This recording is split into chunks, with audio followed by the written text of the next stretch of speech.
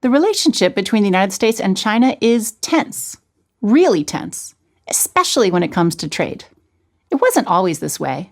Decades ago, the United States supported China's economic opening, lifting millions of its people out of poverty. This created a huge labor force that helped make China one of the world's leading manufacturers of everything from electronics to clothing to steel. China's economic boom was good for the US too. It provided cheap goods for American consumers. And it became a massive marketplace for American soybeans, cars, and many other products. There were issues though.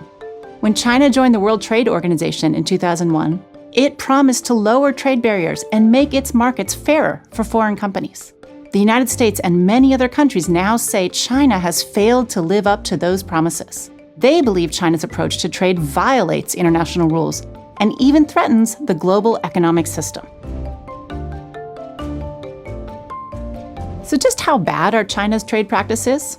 There are big concerns. China makes it incredibly difficult for outside companies to do business there. The government favors its own firms by giving them billions of dollars in subsidies. This allows them to export their products at artificially low prices. Consumers around the world then buy these cheap Chinese products instead of local products. This drives China's competitors out of business. The government also doesn't always enforce basic legal protections for foreign companies operating in China. And even if it did enforce the rules, many find them unfair to outsiders. For instance, foreign firms have often had to create joint ventures with local companies to enter China. In this partnership, the foreign firm is forced to share its technology with the Chinese firm.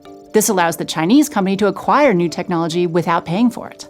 In other cases, Chinese companies straight up steal intellectual property. They've hacked into American computers to access trade secrets, like blueprints for a robot used in T-Mobile labs and driverless car technology from Apple. They then use these plans to counterfeit versions of American products. US officials believe the Chinese government is behind these types of cyber espionage. And in the past, the Chinese government has kept its currency weak, giving its exports an added leg up. Now, none of these complaints are new. And it's not just President Donald Trump who's attempted to bring China in line. Both Democrats and Republicans have pushed back against China's trade practices. The Obama administration tried to get Beijing to do more to stop cyber attacks and intellectual property theft. And in 2015, the two sides reached a deal to do just that. Both Obama and Trump have used executive powers to block deals between US and Chinese firms that might endanger national security. And they both brought complaints to the World Trade Organization. Trump has also imposed lots of tariffs on Chinese goods. So, has any of it worked? China has made some changes, but major economic conflicts still remain. And that's not even mentioning other security and human rights concerns about China. Things like censoring the internet and monitoring its citizens, detaining hundreds of thousands of Uyghur Muslims, and curbing freedoms in Hong Kong. The list goes on and on. US officials and other experts had hoped that China's economic success would lead it to become more democratic. But clearly that has not happened.